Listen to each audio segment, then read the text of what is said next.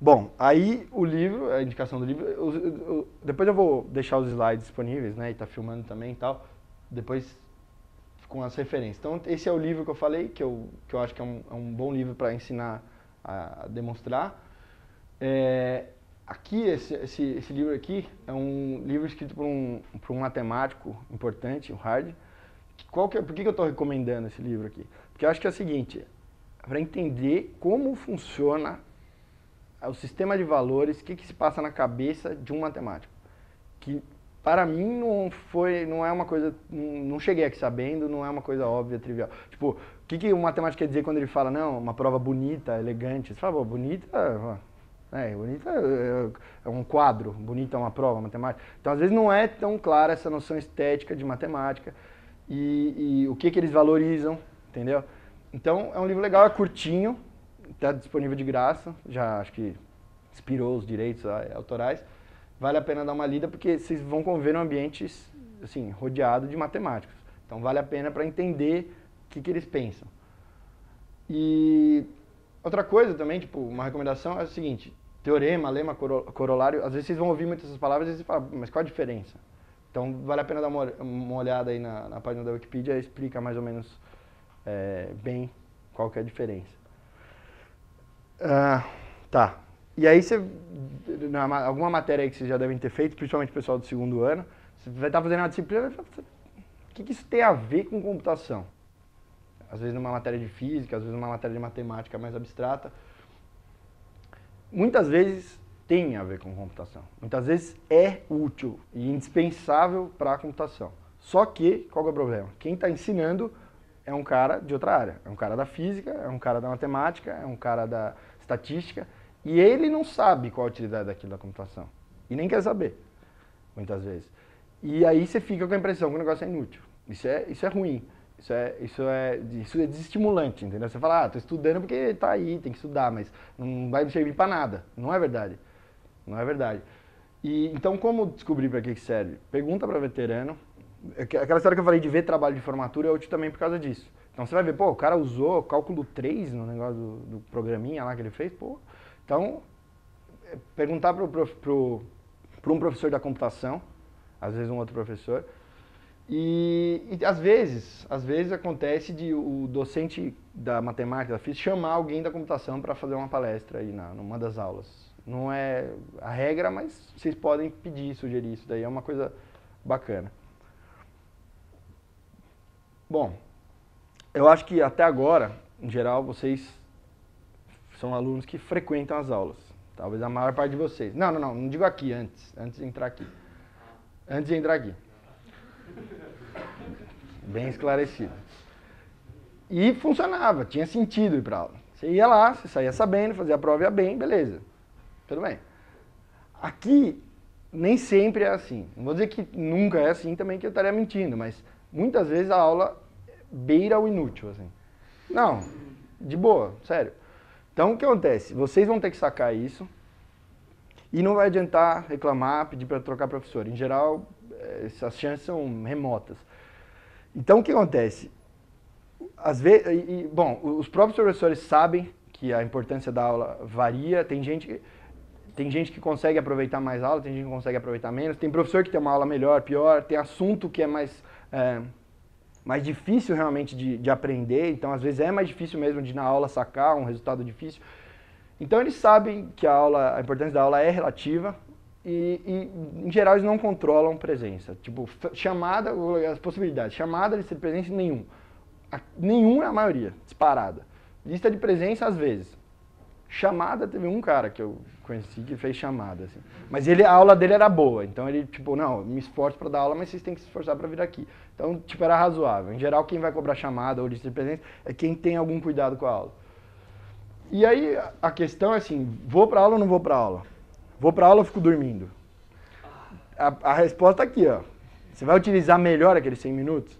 Se você ficar dormindo, mas quando você acordar, se for para a biblioteca estudar ou estudar em casa e realmente aprender o que o cara deu na aula, beleza. Não se sinta nem culpado. Explica para os seus pais. Eu sei que eles vão ter dificuldade de entender, porque... Não, é verdade. Certeza. Vai rolar, tipo, como assim? Você não vai para aula? Tipo, você está fazendo faculdade para quê? Entendeu? Então é difícil.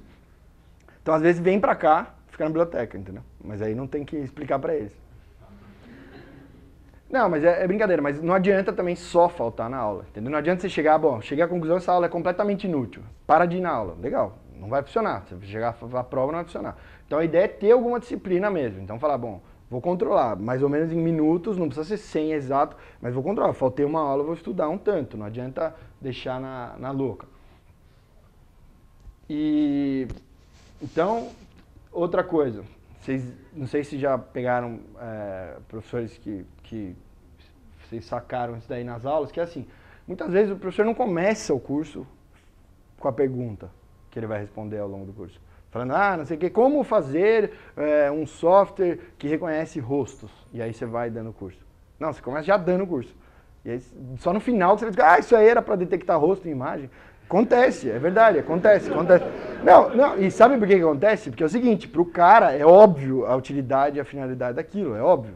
Mas ele esquece de falar para vocês. É verdade, acontece. Então, façam a pergunta, é válido fazer a pergunta pro professor, é válido fazer a pergunta pro veterano, tipo, bom, para que serve, tal. Ou eu não digo nem às vezes assim, tão macro, assim, tipo, para que serve aquela matéria? Às vezes pode ser, para que a gente está fazendo isso agora? Entendeu? Por que a gente está fazendo esse resultado? Às vezes ele faz um resultado pequenininho, outro para apoiar um teorema maior. Mas para mim, nem todo mundo é assim, mas para mim, eu gosto de ter uma visão panorâmica de para onde eu estou indo, para as coisas se encaixarem. É uma visão que chamam de, às vezes, top-down. Então eu prefiro ter uma visão, tipo, geral, mas sem detalhes, e depois ir detalhando, do que partir de baixo e tal, para no final descobrir como as coisas se juntam. Então, vai acontecer isso, identifiquem quando isso acontecer, se isso incomodar vocês, e é razoável perguntar, não, mas professor, para onde que a gente está indo agora? Tipo, para que você vai usar esse resultado? É válido, e aí as coisas ficam muito mais claras. Às vezes, falta raciocínio informal intuitivo, que nem eu falei, cálculo 1, o que seria o informal intuitivo? Seria fazer os desenhos da função, aí falar, a derivada, olha assim, a tangente, a taxa de variação instantânea. Às vezes não rola. Tipo, o meu professor de cálculo 1, primeira aula, definição formal. Dado seja epsilon, não sei o que, tal, limite, primeira aula. Quer dizer, mas era um cara que, acho que na sexta ou sétima aula, a sala achava que o nome dele era outro. Então era um cara desligadão. Acontece. Então, eu sinto falta desse raciocínio informal intuitivo, mas por que eu estou falando isso? Só para falar, não tem, se contenta. Não, muitas vezes essa história de procurar outras referências, de procurar outros livros, procurar na internet, às vezes você vê uma abordagem intuitiva daquilo, conceitual, com desenho, e vale a pena você ver aquilo, nem que seja para ver primeiro e depois ir para o formal, porque muitas vezes você vai ser cobrado a definição rigorosa, não vai fazer desenho a derivada, mas às vezes vale a pena ver, não, pode parecer idiota, mas às vezes ver o desenho da derivada antes de partir para a formalização é o que dá a luz, Então, não esperem muito que vá ter isso aqui, tipo, pegar na mão e vamos ensinar, tal, mas saibam que vocês, em geral, têm referências que têm essa abordagem. Muitas vezes os livros que têm essa abordagem é não sei o que, para engenheiros, o nome da matéria é para engenheiros. Quando é assim, geralmente é um enfoque mais informal e não sei o quê. Não, eu acho totalmente válido, eu não tenho nenhuma vergonha em falar que eu acho legal começar assim e depois formalizar. Muitas vezes, muitas vezes a matemática evoluiu dessa forma, tipo, e hoje já tem a formalização, tal, e os caras fazem parecer que sempre foi assim. Mas não foi assim, tipo, o próprio Newton, quando desenvolveu o cálculo, as demonstrações que ele deu, nenhuma delas seria aceitável hoje, em termos de rigor, em termos de correção, de definições, mas ele desenvolveu mesmo assim. Como? Muito foi intuitivo. Tem filósofos que encaram a matemática meio como uma coisa um pouco indutiva, empírica, entendeu? De certa forma. Lógico que não vai ficar, você prova o teorema, você prova formalmente, mas tem um quê de você ver alguns casos e ter uma intuição. Tá? E às vezes eles negligenciam isso, porque o professor já passou por essa fase, há muito tempo. Não é porque ele é cruel ou porque ele é um gênio, não é, às vezes é porque ele já passou por isso por muito tempo. E essa visão inicial intuitiva, às vezes ela é útil num primeiro momento, mas depois às vezes ela te atrapalha. Porque você fica muito preso no desenho e não consegue atingir um grau de generalização, de abstração maior. Mas, como um primeiro passo, às vezes é legal, vale a pena correr atrás. Contextualização histórica, quase nunca tem. O professor fala, isso aqui foi descoberto na época tal, por fulano de tal, com tal utilidade, entendeu? Isso aqui foi descoberto para quebrar o segredo dos alemães, não sei o quê, entendeu? Às vezes você está aprendendo, o negócio foi feito para isso, mas em geral você não vai ter isso. Então, se você quiser, você vai ter que correr atrás, mas em geral não é difícil. Você vai na Wikipedia e você acha. Interdisciplinaridade, então, por ter esse negócio de departamentos, então às vezes o professor de matemática ensina um negócio que é totalmente útil para a computação, mas ele não dá um enfoque para a computação. Então às vezes as coisas não conversam. Isso eu não vejo muito como resolver. O máximo que eu falei é chamar um cara para dar uma palestrinha, mas isso não tem jeito. E relacionamento professor-aluno menos distante às vezes. Mas isso depende muito do professor e eu acho que muitas vezes é uma percepção que é uma situação que pode ser mudada. Se vocês chegarem e tentarem conversar, a maioria dos professores vai conversar. Entendeu? Eu acho que muitas vezes essa história de como se fosse assim, não, uma entidade e tal, acho que é por parte de vocês não correrem atrás, entendeu? De não chegar e conversar numa boa desde o começo do curso, não só quando está desesperado, zerou em todas as provas, pô, professor, quebra o galho e tal. Tipo, aí não, entendeu? Não é a boa hora para você chegar e falar com o professor. Então é isso.